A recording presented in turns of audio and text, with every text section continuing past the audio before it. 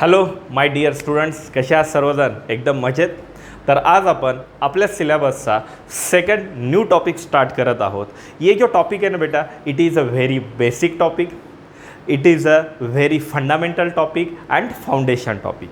ये जो टॉपिक आज हम लेने जा रहे हैं, दैट टॉपिक 90% लोगों को पढ़ाने के लिए और पढ़ने के लिए बहुत इंटरेस्ट आता है.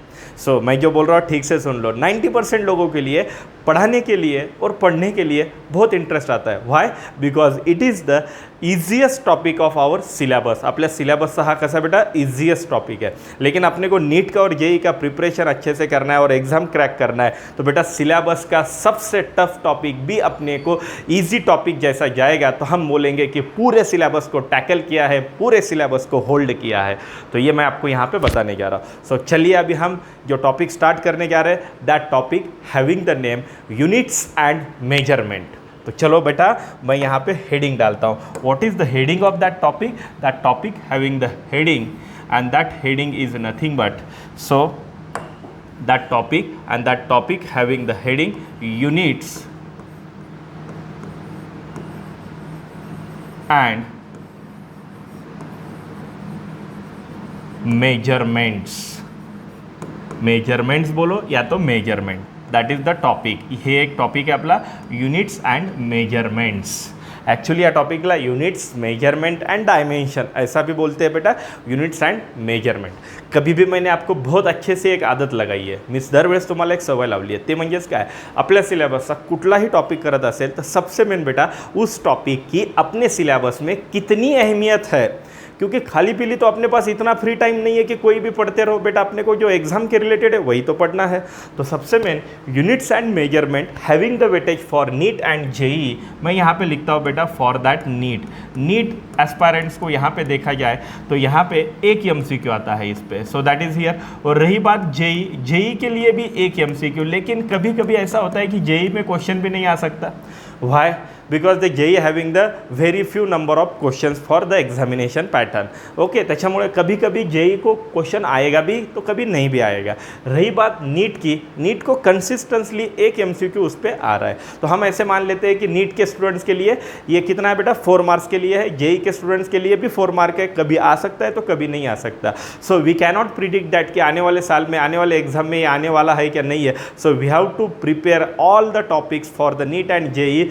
सो इवनली सगळे एक सारखे केले पाहिजेत. ठीक है बेटा. तो यहाँ पे देख लो, नीट के लिए कितना है बेटा 1 एमसीक्यू, जेई के लिए 1 एमसीक्यू. टॉपिक का नाम क्या है? Units and measurements. So okay, it is, मैं और एक बार जिक्र कर रहा हूँ, मैं अजून एकदा सांगतो बेटा, it is a basic fundamental foundation topic. It is the easiest topic of our syllabus. Okay, ये आपको यहाँ पे समझ में आना चाहिए. तो अभी हम यूनिट्स एंड मेजरमेंट थोड़ा सा डिटेल हम नॉलेज देंगे. आज अपन थोड़ा सा डिटेल डिस्कस करूँगा 5-10 मिनट में. इस टॉपिक में मैं आपको बता रहा हूँ, थोड़ी सी स्पीड अपनी बढ़ेगी, होले होले अपनी स्पीड है ना थोड़ी बढ़ते जाएगी, and that topic will finish with in the 2 weeks. Okay, तो आता आपण इथं थोडंसं डिस्कस करूया what is that units and measurement. तो मैं अभी यहाँ पे सिंपल बोल सकता हूँ. क्या बोल सकता हूँ? अरे किसका यूनिट और किसकी मेजरमेंट. सो सिंपल सी बात है ना, आपने को किसना किसी का क्या लेना है बेटा, तो यूनिट घ्यायचं आहे, कुणाना कुणाचं यूनिट घ्यायचं आहे आणि कुणाला तरी मेजर करायचं आहे. That is the measurement. तो सिंपल सी बात है. तो मेरे दिमाग में एक क्वेश्चन आ गया कि हम यूनिट्स किसका लेंगे और हम मेजर किसको करेंगे. सो दैट इज हियर. आणि या क्वेश्चनचा आन्सर आहे की आपण युनिट्स कुणाचे घेणार आहेत आणि आपण मेजरमेंट कुणाची करणार आहे. So that is called as the physical quantity. So that is here. कोणती क्वांटिटी बेटा? Physical quantity. So that is here physical quantity. So that is the important. तर अपन या टॉपिक में अपन इस सिलेबस में यूनिट्स किसके लेने वाले हैं, मेजरमेंट किसकी करने वाली है, फिजिकल क्वांटिटी की. तो सबसे मेन अगर देखा जाए बेटा, ये जो नेचर है या नेचर में अपन 2 पार्ट में डिवाइड करते, एक फिजिकल क्वांटिटी और दूसरी नॉन फिजिकल. जो क्वांटिटी फिजिकल नहीं है तो उसको हम क्या बोलेंगे, नॉन फिजिकल क्वांटिटी. आता मोस्टली नॉन फिजिकल क्वांटिटी ये तो बहुत बड़ी बात नहीं है, पण आपण थोडंसं डिस्कस करूया कुणाबद्दल बेटा, physical quantity. Exact physical quantity काय आहे. सो ये सबसे मेन है. तो फिजिकल क्वांटिटी क्या है इसके बारे में स्टडी करेंगे. तो simple important point is that कि फिजिकल क्वांटिटी कुणाला म्हणायचं, तो अशी quantity which can measurable. So that is here so measurable अशी क्वांटिटी जी आपण मोजू शकतो, अशी quantity. So that is here expressed. So यहाँ पे देखा जाए, आपण जर पाहिलं बेटा व्हेक्टर टॉपिक स्टार्ट करताना लिटल बिट मी इंट्रोडक्शन दिलं होतं, पण आपण आता जरा जास्त डिटेलमध्ये जाऊया. Express and number 3 that is called as the explain. Okay, याला आपण काय म्हणूया, मेजरेबल. सो जी क्वांटिटी मेजर करू शकतो, एक्सप्रेस करू शकतो, एक्सप्लेन करू शकतो, त्याला कोणती क्वांटिटी म्हणूया बेटा, फिजिकल क्वांटिटी. ॲक्च्युली हे जे एक्सप्रेस आणि एक्सप्लेन आहे ना, हे कुणामध्ये केलेलं असतं, in the laws. In laws जेवढे फिजिक्सचे लॉज आहेत बेटा, त्या लॉजमध्ये आपण जर पाहिलं आइन्स्टाईन E=mc², दॅट ई परत यम आणि परत C² हे 3 टर्म्स आलेत. ह्या 3 टर्म्स म्हणजे ह्या 3 काय तर बेटा फिजिकल क्वांटिटी. तर सिंपल सी बात आहे, फिजिक्सच्या कुठल्याही लॉमध्ये कुठलीही टर्म आली, सो that is also physical quantity. आणि त्याला आपण लिहू शकतो आणि त्याचं वर्णन पण करू शकतो. ओके, त्याला मेजर पण करू शकतो. तो असं कुठलीही फिजिकल क्वांटिटी ते मेजर करू शकतो, एक्सप्रेस करू शकतो, एक्सप्लेन करू शकतो. आणि एक्सप्रेस आणि एक्सप्लेन कुणामध्ये करतो आपण, फिजिक्सच्या लॉजमध्ये. त्या क्वांटिटीला आपण काय म्हणूया बेटा, फिजिकल क्वांटिटी. अभी रही बात बेटा फिजिकल क्वांटिटी, मैं थोड़ा सा यहाँ पे लिखता हूँ, that is called as the non physical quantity. Non physical quantity. आता ॲक्च्युलीमध्ये जर पाहायला गेलं, जो फिजिकल क्वांटिटी नहीं है उसको हम क्या बोलेंगे, नॉन फिजिकल क्वांटिटी. फिजिकल क्वांटिटीचं एक्झाम्पल द्यायचं असेल तर कोई भी लेंथ, मास, टाईम, कुठलंही आपण जर बघितलं, volume, area, so that is here हे सगळे जे पॉईंट आहेत, डेन्सिटीज, हे सगळे कोण आहेत तर बेटा, that are the physical quantities. So that is the physical quantities. आता नॉन फिजिकल क्वांटिटी किसको बोलेंगे, तो non physical quantity which cannot be measurable, express और एक्सप्लेन तो करेंगे लेकिन मेजर करता येत नाही. जैसे की नॉन फिजिकल क्वांटिटी म्हणजे कुठलं, आपलं जे मूवीज असतात ना बॉलिवूडमधले वगैरे जे मूवीज असतात त्याच्यामधले जे डायलॉग असतात ना, ते सगळे सगळे आहेत ना नॉन फिजिकल क्वांटिटी. जैसे कि कुछ वर्ड्स होते, ईगो, एटीट्यूड, फिर बाद में सॉरो, हैप्पीनेस, ऐसे चीज़ होते हैं. ऐसे कोई नहीं बोल सकता है कि उसको 2 kg का ईगो है या उसको 5 kg का एटीट्यूड है, ऐसे तो हम नहीं बोल सकते. वाई, अपन उसके बारे में बोल सकते हैं लेकिन मेजर तो नहीं कर सकते ना. So that are the non physical quantity. इसके बारे में स्टडी नहीं करनी है, ये कुछ काम का नहीं है. काम का कौन सा है, फिजिकल क्वांटिटी. फिजिकल क्वांटिटी का अपने को क्या लेना है, यूनिट्स. फिजिकल क्वांटिटी को क्या करना है, मेजर. फिजिकल क्वांटिटी के क्या निकालना है, dimension. The whole topic is dedicated for the physical quantity. Okay, तर हा टॉपिक पूर्ण डेडिकेट कुणाला केला, फिजिकल क्वांटिटी. और एक बार बता दो, ऐसी क्वांटिटी जो मेजर कर सके, या तो उसको लिख सके, या तो उसके बारे में एक्सप्लेन कर सके, उसको हम बोलेंगे फिजिकल क्वांटिटी. बहुत सारे एक्सप्लेन आपण इथे जर पाहिलं तर बहुत सारे मी इथे एग्जाम्पल्स तुम्ही घेऊ शकतात. Okay, so that is called as the physical quantity. अभी हम आगे जाएंगे. सर ये जो फिजिकल क्वांटिटी उसका कुछ फॉर्मूला बिर्मूला है क्या, है ना. मैं यहाँ पे देखा जाए तो मैं यहाँ पे लिखता हूँ, ये तो आपने लिख लिया बेटा. सो एक्सप्रेस आणि explain in the laws, measurable. So that is here, त्याला आपण काय म्हणूया, फिजिकल क्वांटिटी. इसे एग्जाम्पल पण दिले. अभी यहाँ पे देख लो बेटा, नॉन फिजिकल क्वांटिटी की कोई जरूरत है कि अपने को, नहीं है. ज्याची गरज नाही आहे त्याच्या भानगडीत पडायचं नाही, त्याला वेळ जास्त घालायचा नाही. टू द पॉईंट, आपल्याला फक्त पॉईंट गेन करायचे आहेत with the tricks and technique. तो आता फिजिकल क्वांटिटीमध्ये जर पाहायला गेलं बेटा, तो फिजिकल क्वांटिटी में चलो मान लिया मैंने यहाँ पे लिखता हूँ, दैट इज द लेंथ. एखाद्याची लेंथ घेतोय मी. सो ये है, मैंने लेंथ ले लिया. आणि त्या माणसाची किंवा एखादी लेंथ आहे, सो एखाद्या रूमची मी लेंथ घेतो and that length is here and we get 50 metre. काय मिळाले रे बेटा, 50 metre. Length is equal to 50 metre. तो आपको यहाँ पे समझ में आना चाहिए. क्या समझ में आना चाहिए बेटा, ये जो लेंथ है ना, ये लेंथ, परत इथे काय दिलं रे बेटा, 50, आणि इथे काय दिलं रे बेटा, मीटर. तो सिंपल जाहिर सी बात है, तो ये मीटर है, याला आपण काय म्हणूया रे बेटा, युनिट. सो ये सबसे मेन. इथे जर पाहिलं आपण, हे 50 कोण आहे, it is not the magnitude, it is a numerical, so constant किंवा न्यूमरिकल व्हॅल्यू, अंकातली एक व्हॅल्यू आहे. That numerical value is always real. Okay, आणि हे जे आपल्याला इथं दिलं आहे that length, and that length is nothing but he आपली कोणती क्वांटिटी आहे बेटा, सो that is the physical quantity. तो कभी भी याद रखो, what is the formula for the physical quantity. तर फिजिकल क्वांटिटीसाठी मी इथे फॉर्म्युला लिखतो आहे and that formula is here. So physical quantity, QTY that is called quantity short फॉर्ममध्ये, is equal to numerical value multiplied by unit, numerical value multiplied by unit, that is the important. पण mostly काही student असे असतील की sir unit किसे बोलते हैं, so that is here की युनिट किसे बोलते हैं. तर मी इथे घेतोय. So unit, what is the unit? when we have to measure some physical quantity, we have to consider some reference quantity and we have to measure in the multiple of that reference quantity is known as the unit. Unit म्हणजे काय आहे तर कुठलीही physical quantity ज्यावेळेस आपल्याला major करायची बेटा, ती मेजर करताना आपल्याला एक स्पेसिफिक अमाऊंटची क्वांटिटी घ्यावं लागते आणि त्याच्या किती पटीमध्ये जी मेजर करायची ती व्हॅल्यू आहे त्या स्पेसिफिक रेफरन्स क्वांटिटीला आपण काय म्हणतो बेटा, युनिट. अभी मैं आपको यहाँ पे बताता हूँ, सिंपल सादा सादा बात बताता हूँ. दैट इज़ हियर, मैं एक एग्जांपल जनरल बहुत पुराना मैं बताता हूँ. अभी तो ये टेक्निक हो गए. चलो मान लिया that is the digital board. आता या डिजिटल बोर्डचं ही आपल्याला लेंथ मेजर करायची. चलो मान लिया, तो अपने पास कोई यूनिट नहीं. आप बोलेंगे सर डायरेक्ट टेप लगा दो और फिर बाद में निकाल दो. मग आपण MM मध्ये काढू शकतो, सेंटीमीटरमध्ये काढू शकतो, मीटरमध्ये काढू शकतो, किलोमीटरमध्ये, माइल्समध्ये काढू शकतो. पण बेसिक मैं आपको यहाँ पे बताता हूँ. देख लो बेटा, दैट इज़ अ पेन. ये पेन है. अगर मुझे यहाँ पे इसको मेजर करना है तो मैं क्या बोलूँगा, यहाँ पे एक बेसिकली पुराने ज़माने में लोग क्या करते थे, सो सिंपल है, इसको मेजर करते थे. देख लो 1 2 3 4 5 6 7 8. तो हम क्या बोलेंगे, how much will be the length of that digital board. तो पुराने ज़माने में क्या बोलेंगे कि इसकी लेंथ इस पेन के कितने टाइम्स है बेटा, 8 टाइम्स. या पेनच्या हे किती टाइम्स आहे, 8 times. That time the reference quantity measure करण्यासाठी आपण कुणाला घेतलं बेटा, या पेनला घेतलं आहे.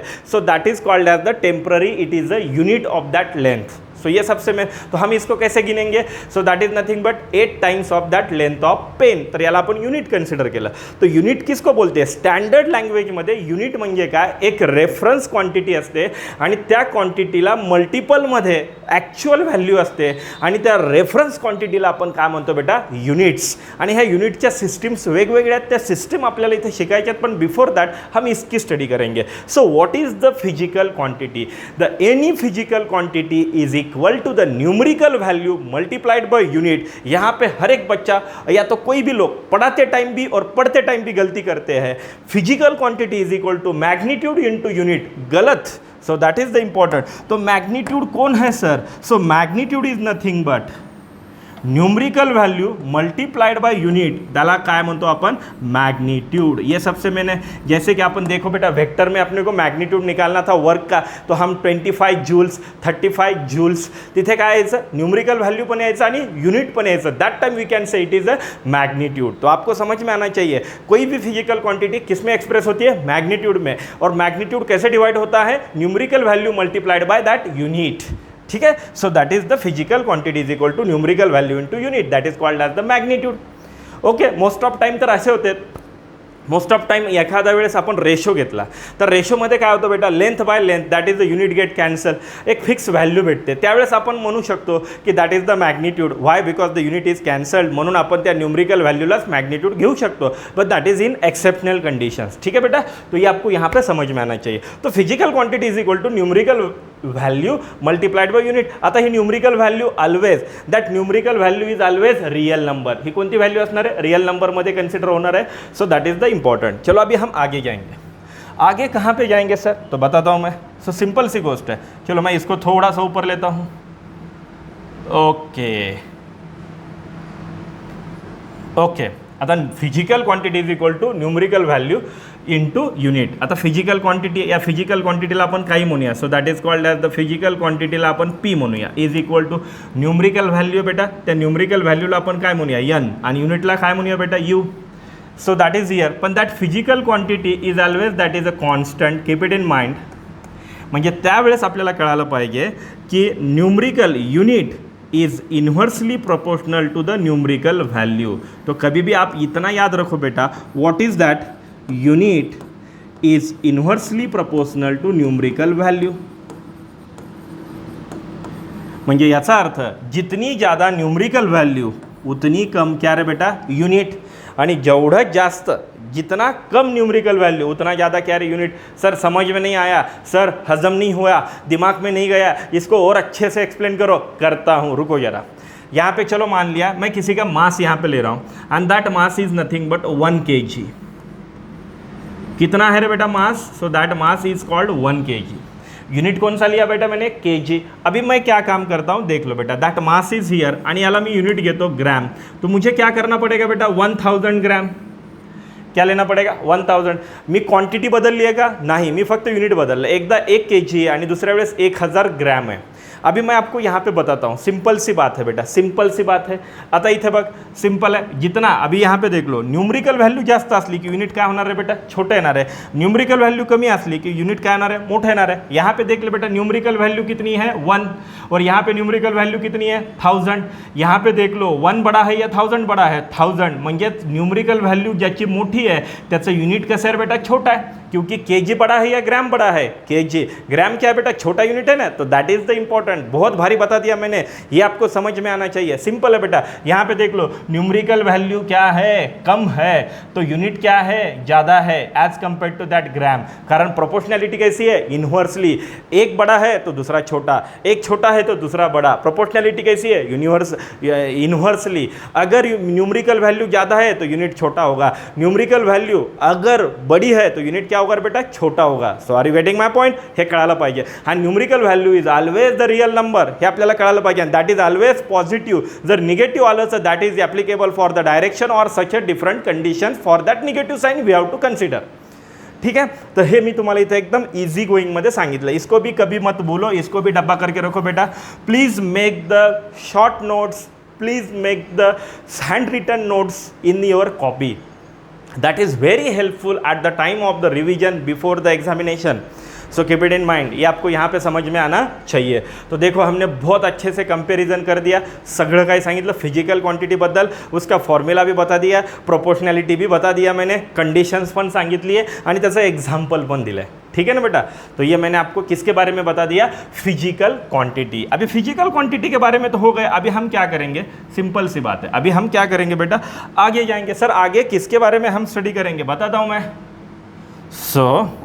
आता ही जी फिजिकल क्वांटिटी आहे ना, दॅट फिजिकल क्वांटिटी आपण व्हेक्टरच्या पहिल्या लेक्चरमध्ये सांगितलं होतं। The physical quantity is divided into that 5 times, so 5 types. Number 1 ratio, number 2 scalar, number 3 vector, number 4 phasor, number 5 tensor. त्याचं एक्सप्लेनेशन मी पहिल्या लेक्चरमध्ये दिलं आहे, so no need to take again. If you have any problem you can saw that video, that is the first video of our vector. हे आपल्याला कळायला पाहिजे, डबल त्याच गोष्टी करून आपल्याला टाइम वेस्ट करायचा नाही आहे।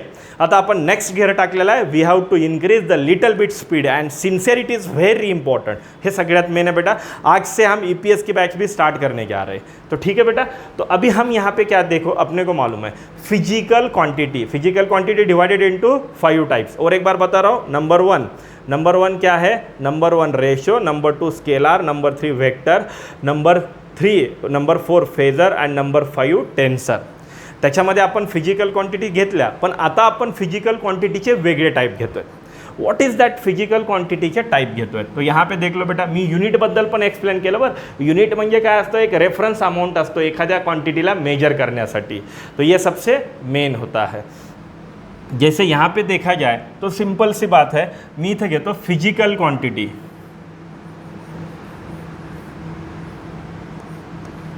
Types of physical quantity on the basis of dependency. ठीक है, मैं हेडिंग डालता हूं एंड दैट हेडिंग आप भी डाल दो। What is that, types of physical quantity on the basis of dependency,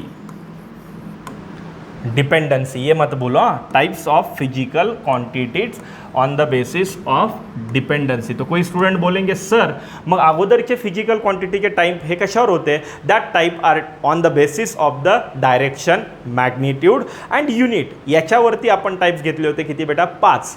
आता डिपेंडन्सीच्या बेसिक टर्म्सवरती आपण याचे टाइप घेतोय and that are the 2 types. Okay, आणि हे फिजिकल क्वांटिटी के 2 टाइप है। कितने टाइप है बेटा, 2 टाइप। अभी कभी कभी यहाँ पे ऐसा होता है, कभी कभी मोस्टली अगर यहाँ पे देखा जाए ना बेटा, तो कभी कभी कोई बोलता है कि नहीं फिजिकल क्वांटिटी के 3 टाइप है। बेटा 3 टाइप नहीं, 2 टाइप है, और पहले टाइप में एक एक्स्ट्रा पार्ट उसके साथ है। 2 टाइप है, number 1, so that is the fundamental quantity, QTY, that is a short form. And number 2,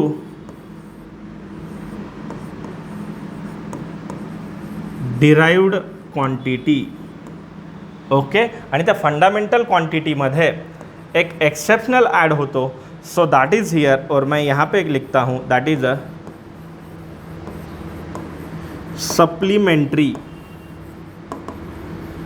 physical quantity. हाँ, अगर आप ऐसे भी कर सकते, किसी बुक में ऐसा भी होगा कि physical quantity is divided into 3 types. कौन कौन था? Fundamental quantity, supplementary quantity and derived quantity. पण मोस्टली स्टडी करते टाइम इतना आसान रखो की 2 टाइप आहेत, एक फंडामेंटल आहे आणि दुसरी डिराइव्ड आहे. आणि फंडामेंटलमध्ये आपण ॲड करूया आणि ते म्हणजे extra, that is a supplementary. Exam में जैसे हम सप्लीमेंट लेते हैं ना, वैसा सप्लीमेंट्री. तो ये आपको यहाँ पे समझ में आना चाहिए. अभी रही बात, इथे बघ, जर मी इथे सांगितलं तो यहाँ पे मैं लिखता हूँ फिजिकल क्वांटिटी आणि इथे अपन सप्लीमेंट्री, मैं सप्लीमेंट्री है ना बेटा, यहाँ पे लिखता हूँ सप्लीमेंट्री क्वांटिटी. ओके, डिपेंड वरून, एक आहे फंडामेंटल क्वांटिटी, दुसरी आहे डिराइव्ड फिजिकल क्वांटिटी. इथे आपण असं पण लिहू शकतो, fundamental physical quantity, derived physical quantity. कशाच्या बेसवरती हे 2 टाइप झालेत बेटा? That is nothing but the dependency. देख लो, फंडामेंटल क्वांटिटी बोले तो क्या? जो किसी पे भी डिपेंड नहीं है, किसी पे भी डिपेंड नहीं है मेजर करने के लिए, किसी पे भी डिपेंड नहीं है यूनिट के लिए, और किसी पे भी डिपेंड नहीं है डायमेंशन के लिए. डायमेंशन क्या टर्म है मैं आगे बताने वाला हूँ. जो किसी पे भी डिपेंड नहीं है, अपने भाषा में अगर हम बोले तो मोदी जी के भाषा में बोलेंगे आत्मनिर्भर. जो फिजिकल क्वांटिटी आत्मनिर्भर है, जो खुद पे ही डिपेंड है, दूसरों के साथ डिपेंड नहीं है, आत्मनिर्भर है, तो उसको हम क्या बोलेंगे? Fundamental physical quantity. ओके बेटा. आणि इथे जर पाहिलं तर जो निर्भर है दूसरों पे, भूनिर्भर, so that is called as the derived quantity. तो सिंपल आहे, बेसिक इझी गोईंगमध्ये सांगितलं. जो कुणावरही डिपेंड नाही, एक्सप्रेस करण्यासाठी, मेजर करण्यासाठी त्या फिजिकल क्वांटिटीला क्या बोलेंगे? फंडामेंटल. और जो फिजिकल क्वांटिटी बहुत लोगों पे डिपेंड है, उसको हम क्या बोलेंगे? Derived quantity. आता याचं एक एग्जाम्पल सर, लेट मी सो घेऊ सम एग्जाम्पल. चलो मान लिया मैं यहाँ पे लिखता हूँ बेटा लेंथ. ओके बेटा, लेंथ लेता हूँ मैं. अगर यहाँ पे लेंथ लेना क्या है तो यूनिट क्या लगता है बेटा? मीटर है. So that is here. आणि इथे जर बघितलं तर मैं यहाँ पे लिखता हूँ बेटा, मीटर यूनिट है बेटा, मैं यहाँ पे लिखता हूँ वेलोसिटी. यार वेलोसिटी, अगर मुझे वेलोसिटी निकालना है तो वेलोसिटी के लिए हम क्या लिखते हैं बेटा? डिस्प्लेसमेंट अपॉन क्या लिखेंगे बेटा? टाइम. और इसका यूनिट क्या आएगा बेटा? मीटर पर सेकंड. तो यहाँ पे देख लो, velocity is a physical quantity है, और ये फिजिकल क्वांटिटी बनने के लिए 2 लोगों ने उसमें कॉन्ट्रीब्यूट किया है. और ये 2 लोग कौन है बेटा? एक आहे मीटर आणि दुसरा आहे सेकंड. मीटर म्हणजे लेंथ आणि त्यालाच आपण डिस्प्लेसमेंट म्हणतो, आणि दुसरं म्हणजे सेकंड म्हणजे कोण रे बेटा? टाइम. या दोघांनी मिळून हे तयार केलं आहे. इसके लिए ये कौन सी क्वांटिटी है? डिराइव्ड, क्योंकि ये आत्मनिर्भर नहीं है, ये बहुनिर्भर है, दूसरे पे निर्भर होती है. यहाँ पे देख लो बेटा, लेंथ तो मीटर है, मीटर तो मीटर ही है. और एक एग्जांपल दे दो सर, हजम नहीं हुआ है. चलो कोई बात नहीं बेटा, यहाँ पे देख लो, यहाँ पे अपन इथे वेगवेगळे इथे घेऊया. सो इथे घेतो मी, दैट इज अ मास. बेटा मास का यूनिट क्या होता है बेटा? केजी होता है. एक एग्जाम्पल यहाँ पे मैं लिखता हूँ डेंसिटी. क्या लिखता हूँ मैं? डेंसिटी. डेंसिटी इक्वल टू क्या होता है बेटा? Mass upon volume. होता है क्या नहीं होता है? होता है. और इसका यूनिट क्या लिखते हैं हम? केजी पर मीटर क्यूब.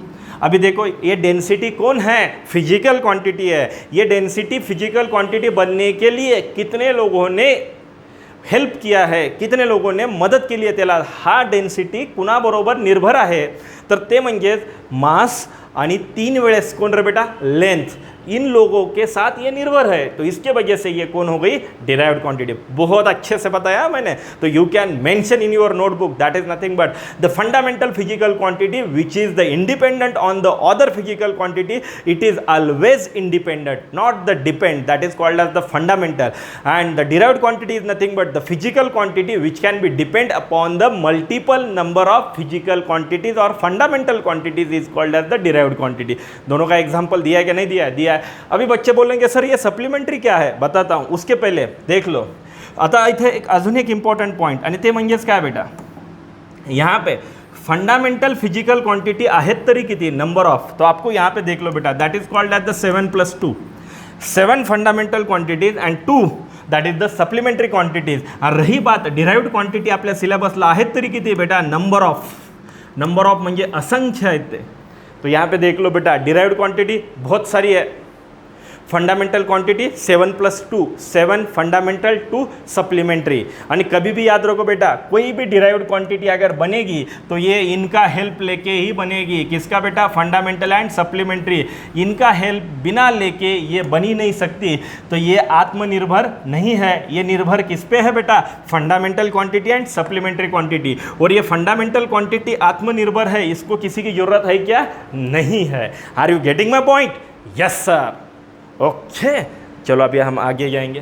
तो चलो अभी हम फंडामेंटल क्वांटिटी है तो भी कितनी वो देखेंगे ना, किती आहेत बाबा ह्या फंडामेंटल क्वांटिटी आपल्याला माहीत पाहिजे ना. तो 7 है, तो 7 ये कौन कौन से है, अरे बताता हूँ. चलो ओके, आता इथे जर पाहिलं fundamental quantities,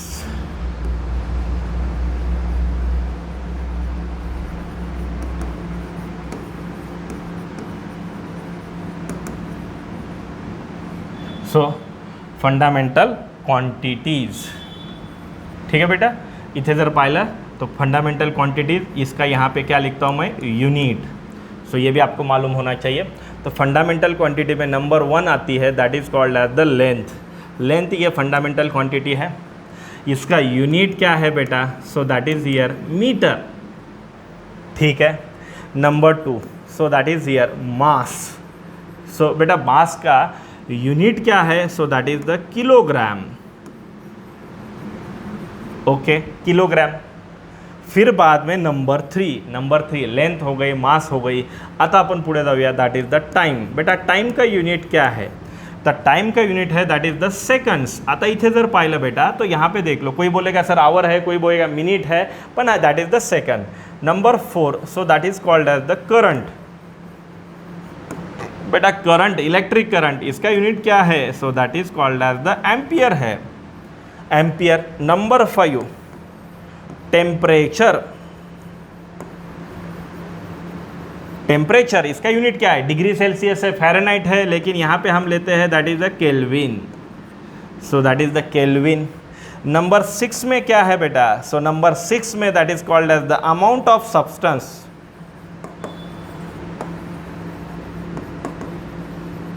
amount of substance, इसका यूनिट यहाँ पे क्या है बेटा, mole. So and number 7 that is called as the luminous intensity. ये लाइट ऑप्टिक्स के रिलेटेड है बेटा. So luminous intensity that is the candela. जा कैंडल लेके आ, so that is the candela. ये कैंडेला है. अगर इसका सिंबल देखा जाए, so that is the symbol. इसका सिंबल क्या है बेटा, लेंथ लेना है तो हम यल लेते हैं.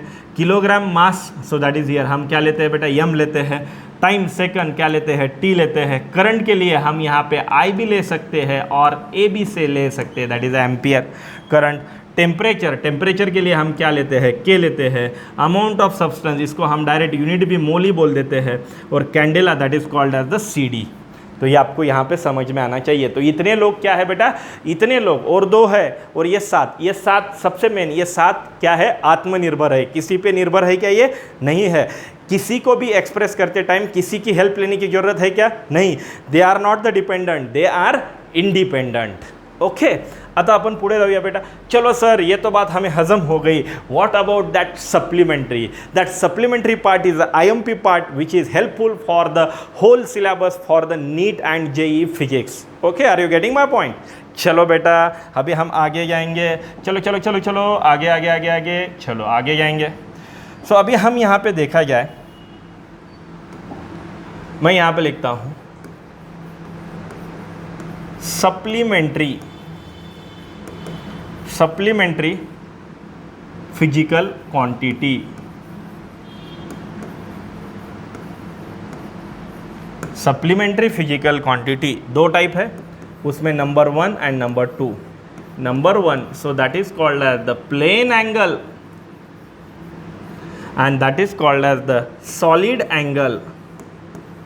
आता तुम्हाला कळालं पाहिजे प्लेन अँगलला म्हणायचं 2D एंगल, और यहाँ पे सॉलिड एंगल को बोलने का 3D एंगल. क्या बोलने का बेटा? 3D angle. प्लेन अँगल घेण्यासाठी आपण जर पाहिलं so that is the plane angle, आणि दूसरा कोणता है? Solid angle. Plane angle is called 2D angle and solid angle is called 3D angle. बेटा 2D 1D 2D 3D ये तो वेक्टर में भी पढ़ा है. 1D is called 1 axis, 2D is called 2 axis, 3D is called 3 axis. जो angle निकालने के लिए 2 एक्सिस का सहारा लेना पड़ेगा तो उसको हम प्लेन एंगल बोलेंगे या तो 2D एंगल बोलेंगे. जो एंगल निकालने के लिए अपने को 3 एक्सिस का सहारा लेना पड़ेगा उसको हम 3D एंगल या तो क्या बोलेंगे? हम इसको solid angle. Are you getting my point? अभी देख लो बेटा, ये दोनों एंगल लेने के लिए हमें यहाँ पे जरूरत पड़ेगी सर्कल की, तो यहाँ पे हमें जरूरत पडेगी स्पियर की. ओके, तर हे आपल्याला कळालं पाहिजे. आता मोस्टली मी नंबर 1 मध्ये घेतो, that is nothing but the plane angle. अगोदर आपण प्लेन एंगल बद्दल स्टडी करूया. चलो अभी हम प्लेन एंगल के बारे में स्टडी करेंगे. प्लेन एंगल, सो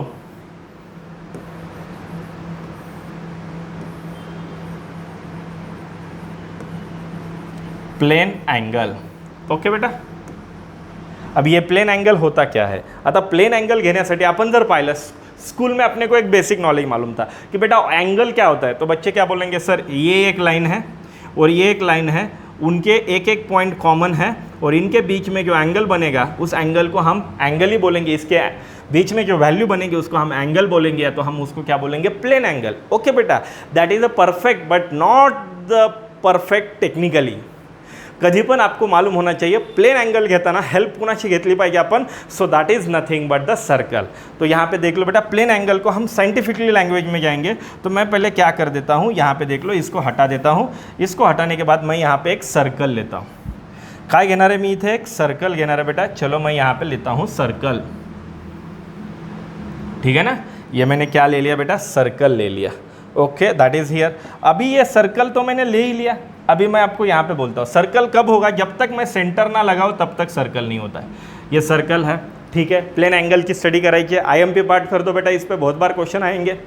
चलो मान लिया या सर्कलवरती या ठिकाणी एक बॉडी है और ये बॉडी यहाँ से यहाँ जा रही है. अपने को एक टॉपिक भी है that is a 2D periodic motion, जिसको हम सर्कुलर मोशन करते हैं, इसका ही सहारा लेंगे.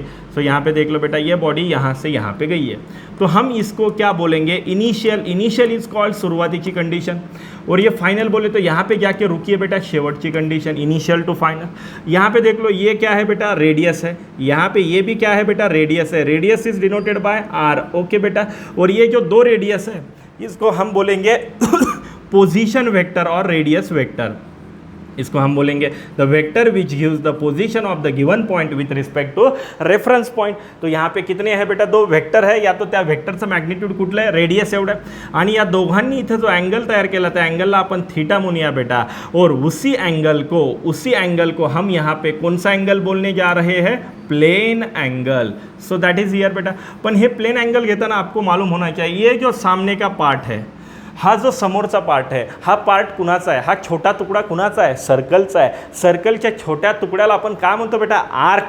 दैट इज हम उसको बोलते हैं आर्क. कंस बोलेंगे या तो आर्क बोलेंगे. So that is called as the arc.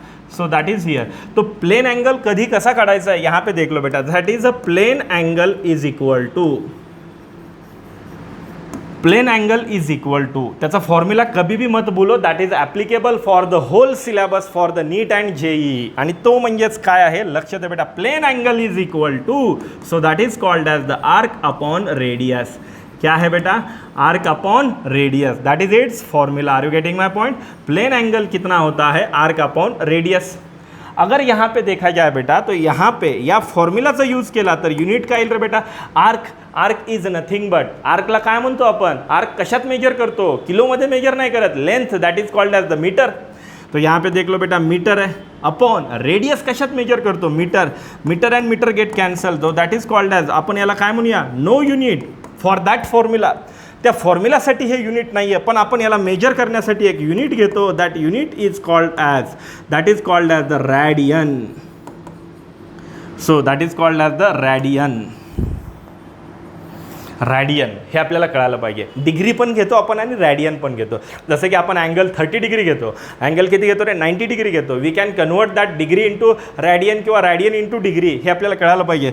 इसको हम रैडियन भी ले सकते हैं या तो हम इसको डिग्री में भी ले सकते हैं. So that is what is the important point is that plane angle का फॉर्मूला क्या होता है, आर्क अपॉन रेडियस. किसका सहारा लिया, सर्कल का. सर्कल में दो रेडियस ने जो बनाया वाला एंगल है, एक इनिशियल रेडियस है एक फाइनल है, त्याला अपन प्लेन एंगल म्हणूया. उसके सामने कौन है, आर्क. उसके बाजू में कौन है, radius. Arc upon radius, arc का यूनिट मीटर, रेडियस का metre, metre metre get cancel. अगर हम इस फॉर्मूले को कंसिडर करेंगे तो इसको यूनिट है क्या, नहीं है. जिसको यूनिट नहीं है दैट्स उसको डायमेंशन भी यहाँ पे नहीं है. So it is a dimension less, unit less, but in exceptional condition it having the unit radian और degree.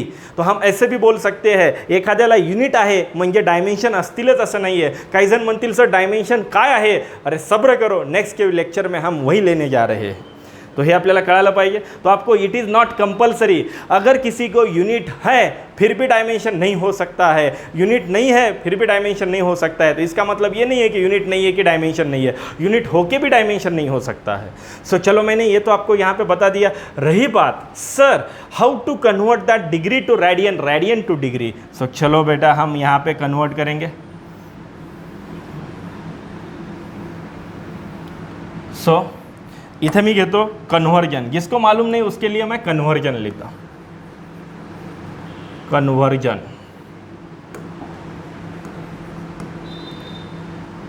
So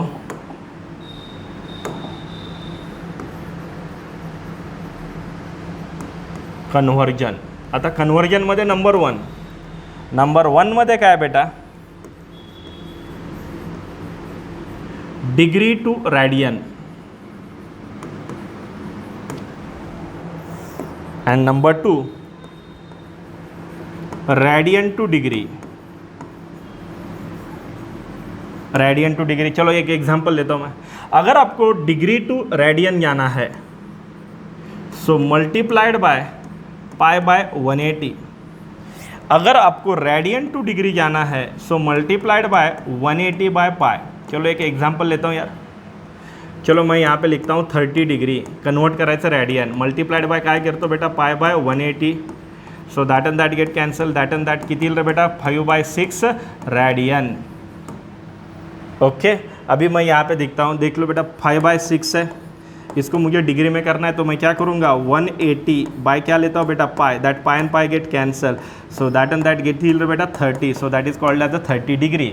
so what is that, don't forget about that. Degree to radian pi by 180 ने multiply करो, radian to degree 180 by pi ने multiply करो. रही बात अभी हम थोड़ा सा आगे जाते हैं. आगे जाते टाइम मैं यहाँ पे मैक्सिमम एंगल लेता हूँ. मैं पीछे आता हूँ, ठीक है. आता इथे जर पाहिलं, चलो मैं यहाँ पे लेता हूँ मैक्सिमम प्लेन एंगल. आता मैक्सिमम प्लेन एंगल म्हणलं की लगेच सगळेजण म्हणतात 2 पाय. अरे लेकिन आया कैसा, मैक्सिमम प्लेन एंगल कसं घ्यायला बघा. आता theta is equal to, theta का फॉर्म्युला क्या है, आर्क अपॉन रेडियस. आता हे जे आर्क आहे ना बेटा, हे आर्क या सर्कलच्या कुणाचा पार्ट है बेटा, सरकमफरन्स. तो ज़्यादा से ज़्यादा आर्क कितनी हो सकती है बेटा, ज़्यादा से ज़्यादा arc is nothing but the circumference of that circle. Keep it in mind.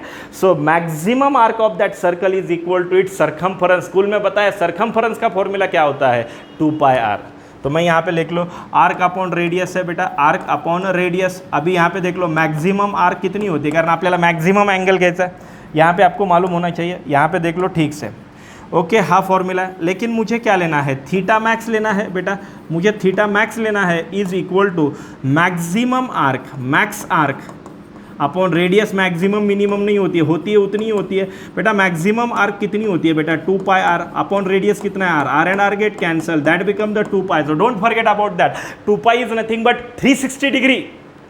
2 pi is nothing but 360 degree. हे आपल्याला इथं समजलं पाहिजे. तो कधी पण विसरायचं नाही. प्लेन अँगल, हेल्प कुणाची घ्यायची, circle. Formula arc upon radius. Unit no unit, पण आपण कंपल्सरी युनिट कोणतं घेतो, रॅडियन किंवा डिग्री.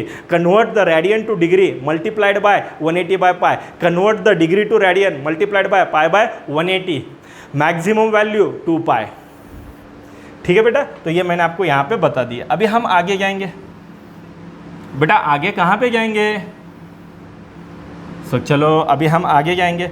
तो आगे बेटा हम कहाँ पे जाएंगे, सॉलिड एंगल की तरफ जाएंगे। कौन सा एंगल लेते हैं बेटा, so that is called as the solid angle.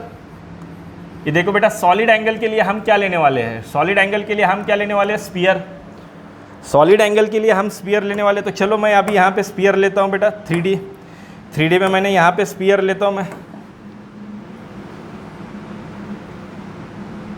ये यहाँ पे देख लो बेटा, that is the centre. Okay, तो यहाँ पे मैंने ये ले लिया, so that is called as the, ये स्फीयर है बेटा।